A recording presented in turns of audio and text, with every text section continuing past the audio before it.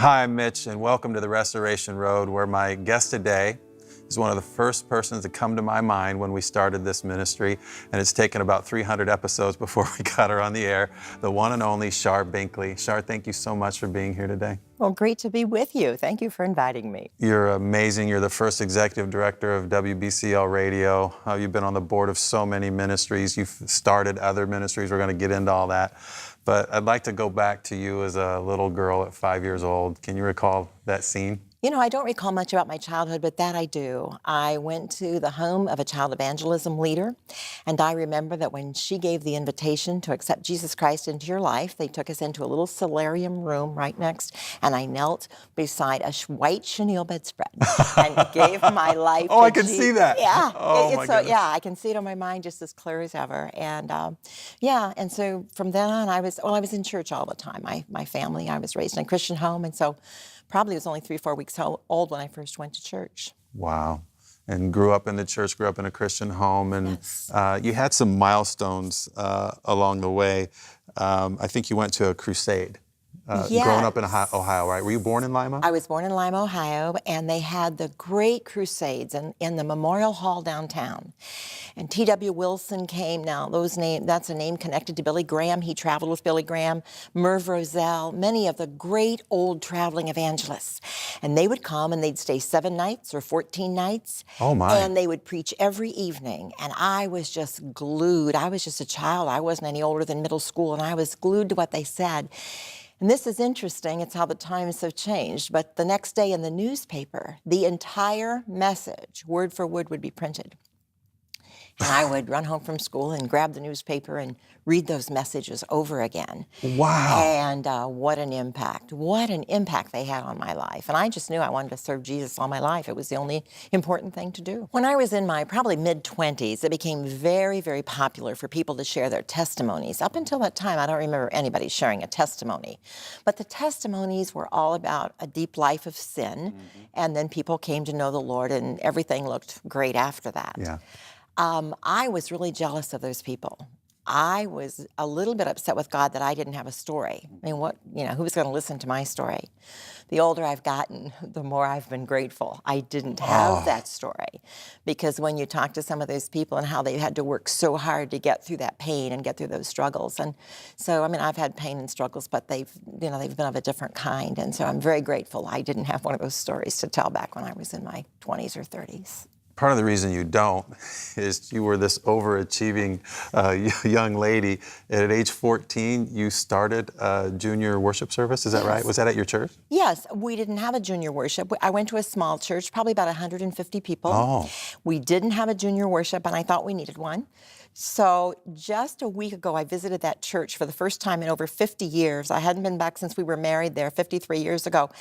And went downstairs and recalled everything because I would welcome the children, then I would go play the piano so they could sing. I'd turn around, and play the piano and help them sing. Then I'd stand up and teach the lesson and then go back and play the piano. Oh yeah, I guess I must have been an overachiever, but I loved every minute of it. And then when I was probably about 15, they asked me during the evangelistic services, they would have all the children come forward and I began to teach the children's stories. And so, I've been a teacher. I've been a teacher all my life. So it started at a very young age. Did you continue that through high school at the church? Yes, continued that through high school until I left for college. And how did you, through high school, determine where you would go to college? I think you narrowed it down to one choice early. Is that what was going on inside you? Probably from the time I was 10 or 11 years of age, I knew where I was going to go to college because Fort Wayne Bible College sent gospel teams out. And they would be like 4 students that made up a quartet, and they would come and sing. And then the great evangelist, Bill Pennell, would come to my church. And they all represented Fort Wayne Bible College, and I just knew that is exactly where I'm going to go. So I never considered any other college, and our guidance counselor at my school said, you really won't ever amount to anything if you choose that college. Really? But I did it anyway. Steve and I got married when we were 19 years old, and we were just finishing our sophomore year in college, and we got married that summer, but we had to go to the dean to get permission, not permission to get married, but permission to return as a married student. And they again said, one of the professors said, and also the dean said, you know, you're throwing your life away. You'll never come back and finish. You really are making a huge mistake. But you know, Oh when you're my. 19, you know it all. Exactly. I think And I did too. yeah. We got married at 19. Did you? Yeah. Okay. See, So I'm relating to this.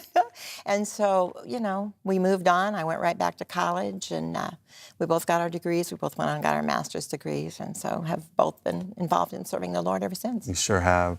You know, it's what's interesting in ministry is how that next generation goes. And what I think is an incredible picture of your life and your husband's life is that your kids are paying it forward. They're just amazing.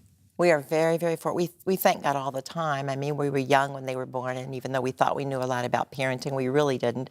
I said at this age now, I'm intelligent enough to be a parent. But back then I was sort of practicing. But yes, they're serving the Lord, and it's been wonderful. How in the world did you get out of teaching and into radio? I was given an award by the city of Fort Wayne, Outstanding Young Educator. And even though I liked teaching elementary, I didn't have a passion. And so I always wanted to go back to the college, to Fort Wayne Bible College, and I wanted to be Dean of Women, because I thought while I was there, the Dean of Women didn't really understand. And so, so I wanted to go back. And so when my picture was in the paper, I thought, oh, well, maybe they noticed me. And so I sent a letter and asked if I could return as Dean of Women. And the president said, well, we don't have that available, but we do have another position. And so I took that position, and I was walking down the hallway when they were getting ready to start the station. And I wasn't minding my own business, and I said, what are you going to do for women locally? And they said, well, we don't have any plans for that. We're going to syndicate things. And I said, well, all the women are at home. It was 1976, and most of the women were home. And I said, they're going to be listening, and what about something local? And he said, do you want to give it a try? Well, I'd never had a day of radio, but I was doing a lot of public speaking and been doing a lot of teaching. And so I said yes. And so I did. I tried it. And from day one, I knew that was my passion. Really? I loved it from day one. I envisioned my friends in their homes. That's how I started. And so I envisioned talking to them. And that made it very personal. That's what consultants, I think, say today is that, you know, you got to picture who your audience is on the radio and actually picture that person. And you were doing it naturally. It was just who you were. Through that time period at WBCL, what I've noticed about you is you're not just an on-air personality. You are a leader. You raised funds. You cast vision. You did strategic planning. You managed people. God has equipped you in amazing ways for ministry. But I know along the way, you love the people you've encountered. I think Gloria Gaither is one of your best friends, right? Can you talk about that relationship? Well, Gloria and I did a radio show every few weeks where Gloria and I would read the same book, and then we would discuss it on the air. And Gloria is so brilliant. Oh, I could only wish to be half that smart. But Gloria has, like, and I see her mind being just file drawers. And you mention anybody, and she just opens that file drawer in her mind, and she can tell you about it. And so it was really wonderful to do an interview with her. I mean, I had to run to catch up, but she was fabulous. So we'd read the same books, and sometimes we disagreed on the concept of the book, and that made it even more fun. Oh, yeah. But really enjoyed it. And that's the only thing I really miss about being employed full-time and having to show up. And that is digging into books with people. I interviewed over 5,500 authors in the time I was there. Oh, my goodness. And we had a commitment that if we interview you, we will read your book. And so that was phenomenal. But then to be able to sit with an author and say, okay, let's page 44, you said this, tell me more about it. Oh. I do miss that to this day, reading my books alone. That's powerful. Yeah, and Steve Saint was one of the people that you interviewed? I love Steve Saint. I'd like you to talk about him. Steve Saint gave up his business, a very lucrative business in Florida, to go down to Ecuador to follow up on where his dad had been a missionary. And of course, his dad was killed by the Auca Indians. And the man who killed his father now serves as the grandchildren to Steve's children. And I just think that is absolutely amazing. But Steve is a man so committed to the Lord, and he and his wife Jenny left everything here and went down to be a missionary. You know, the interesting thing about Steve is he was working on kind of a little vehicle down there that would go on water and land so that the people down there could use that to get through the jungles, etc. And while he was doing that, he had an accident with one, and he ended up in the hospital for months. And that has been within the last 3 years. And, you look at those stories and you're like, okay, God, why? Yeah. And then, but, Steve's experience out of that and his testimony is just absolutely phenomenal. Great guy. Big time. In more ways than one, you're the forerunner of Restoration Road. You were telling stories of restoration from the beginning. And another one of those is Johnny Erickson Tata. Can you talk about how you encountered her and what her story was and the impact that it had? Johnny's an amazing person. She loves the Lord so much, and she jumped off of a raft when she was 18 years old in Chesapeake Bay, and had damaged her back, and she's never been able to walk since then. In fact, she only has large muscle movement and can't move her hands. But Johnny has a ministry called Johnny and Friends, taking wheelchairs to the world and much, much more. Camps for families of children with disabilities. Johnny is that one person that you look at and you say, wow, she is real. Everything about her is so, I love that when you see believers who are real. And I think the world loves that too, to see believers that are real. And Johnny is one of those that is so genuine. You can trust every word that she says. I love Johnny. She's just a favorite friend of mine. Yeah, really amazing. Where along the way did you encounter one of my very best friends on this earth, Lynn Ford? And how did she connect with WBCL with you? She was doing a brief segment on another radio station, and I had heard it, and I called her because I was looking for a producer. Took her out to lunch, and I said, would you like to come be the producer of Mid-Morning? So she said yes, but she said, I just don't want to have to ever be on the air. So we hired her as producer, and then I shortly after that became executive director.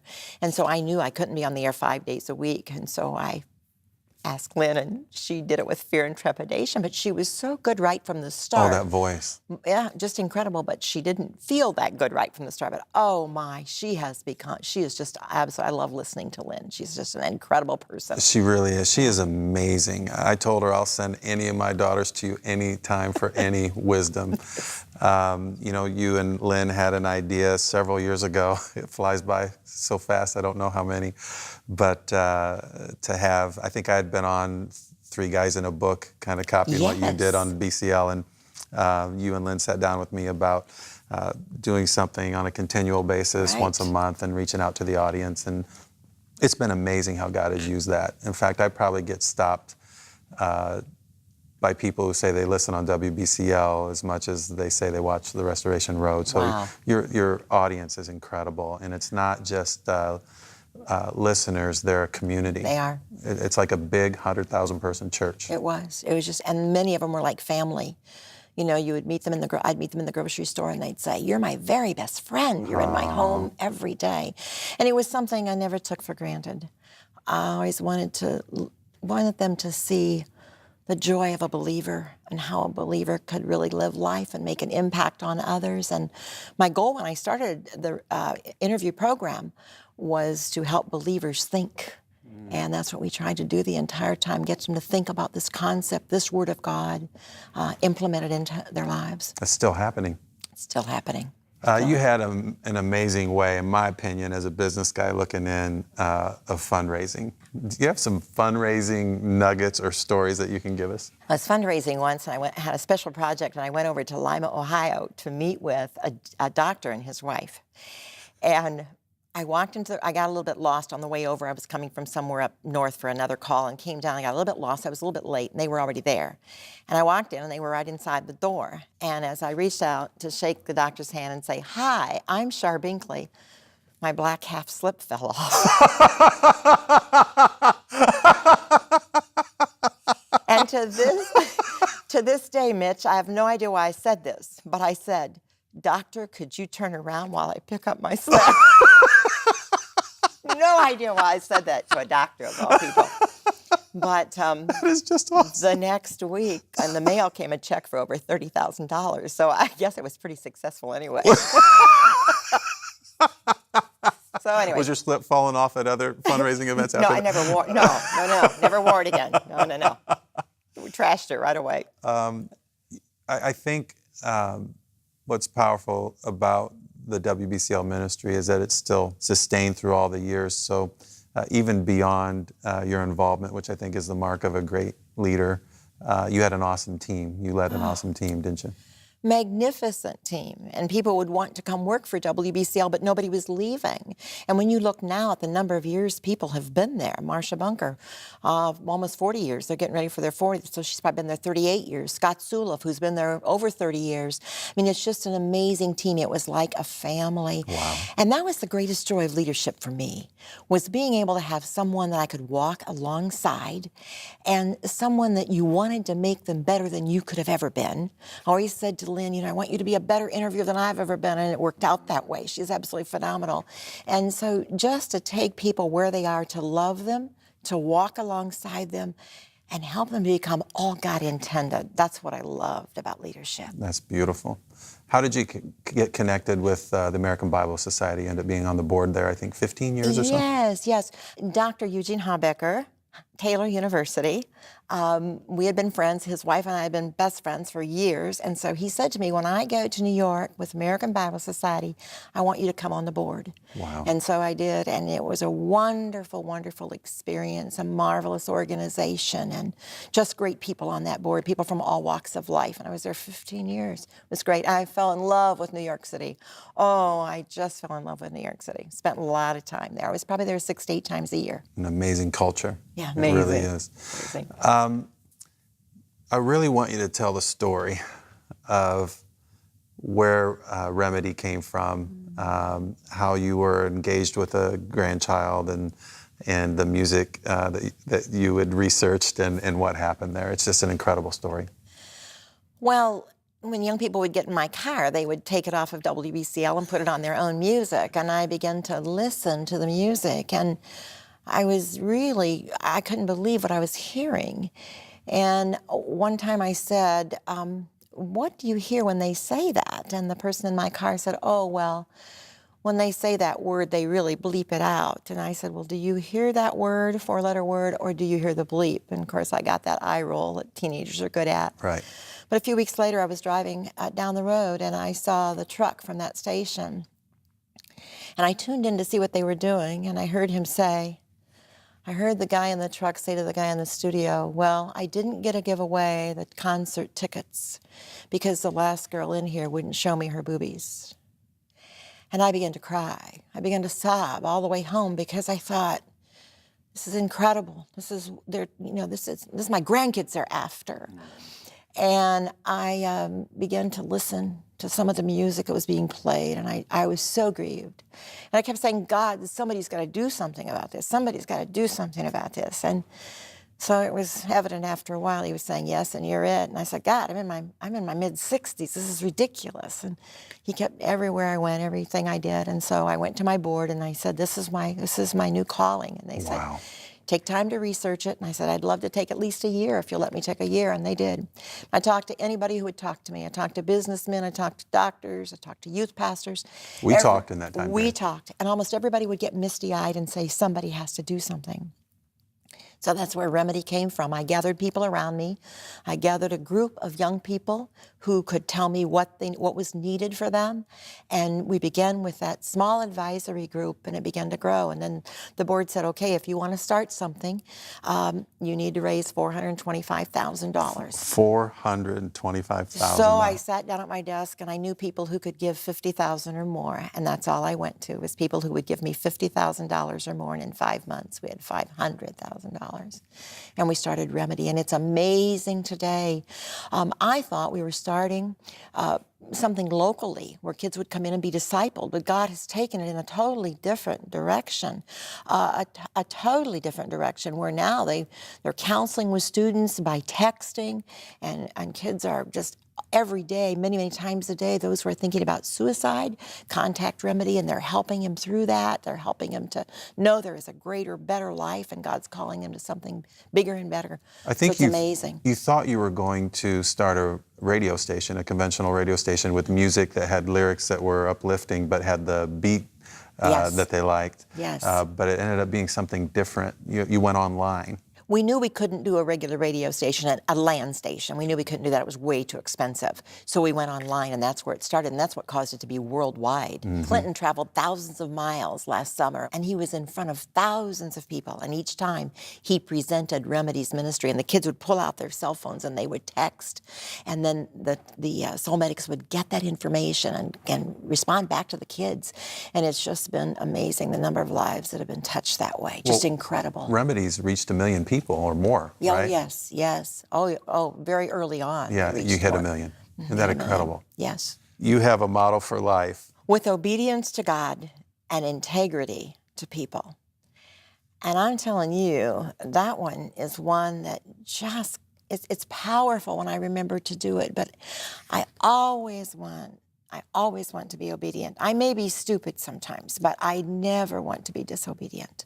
That's been my goal in life. And I guess I picked that up early on, that the most important thing in my life.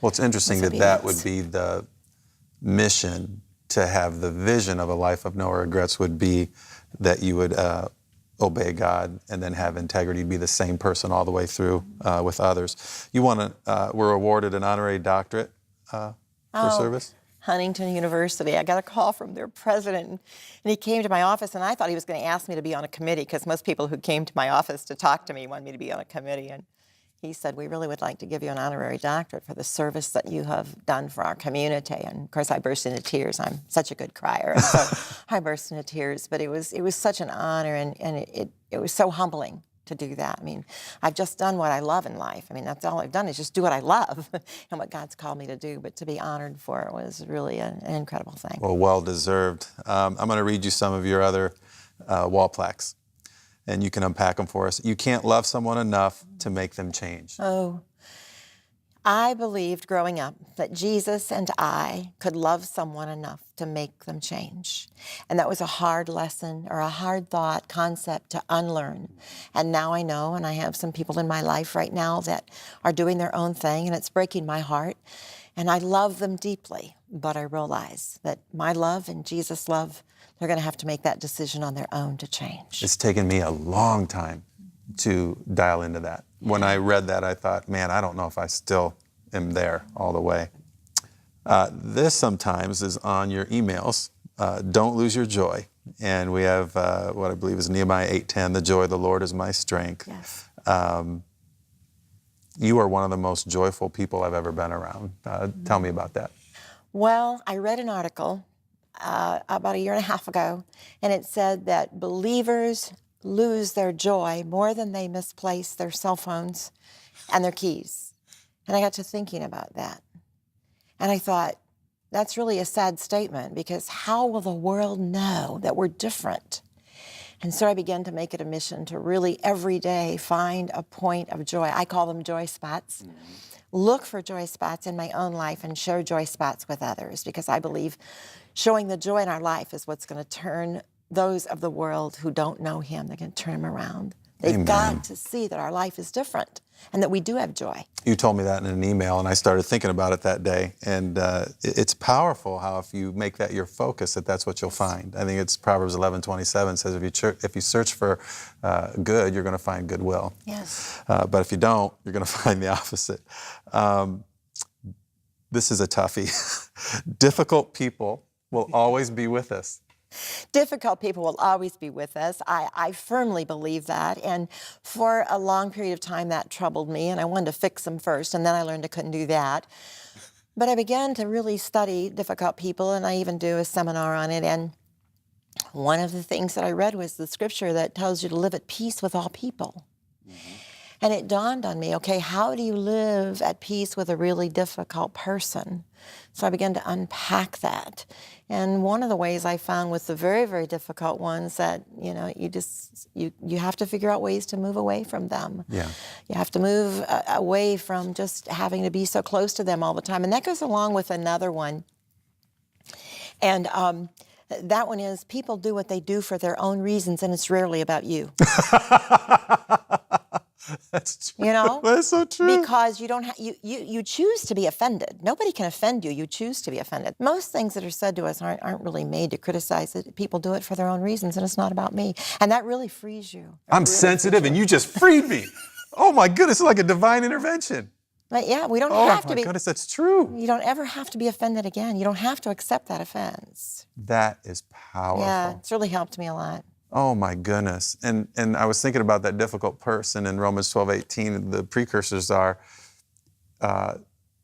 if at all possible, as far as it depends on you. So Live at what you said peace. is sometimes, they're not going to be who you want them to be. They're not going to be peaceful. No. You can only control your input to the process. I will try everything I know, but if it doesn't work, then sometimes you just have to sort of, and if it's a relative, it's even harder, because how can you separate? So you just have to be sure you figure out some ways to deal with that. Well, how about this? There are only 168 hours in a week, and for everything you move in, you have to move something out. I learned that when my son was in middle school. Someone asked me to take on a very huge job, and I knew I could do it. And the person said to me, "I know you can do it." And I said, "Well, my position at BCL takes more than 40 hours a week, way more. When do you think I could do this?" And he said to me, "Why don't you do it like between 5 and 7 at night?" And I said, "I can't do that." And he said, "Don't tell me can't. Go home and pray about it for the weekend and come back on Monday." And I said, "I don't need to go home and pray about it.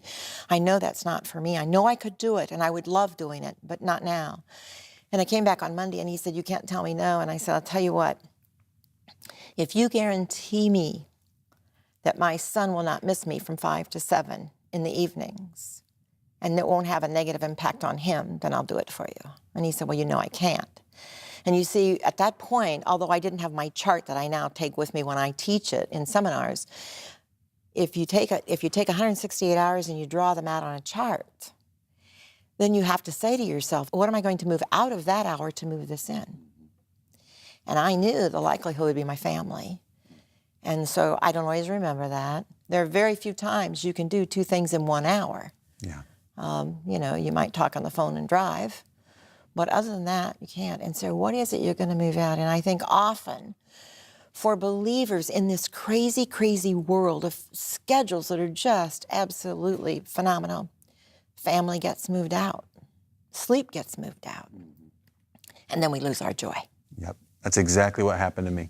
I said yes. I went through a season in my life where I said absolutely yes to everything, because that's what success was about. Yes. My family got moved out, and I experienced the pain of that. And it wasn't until a 2-year-old little girl looked in my eyes and called me daddy that everything changed. And I've been on a journey much ever since to live out what you just said that I couldn't have articulated that way.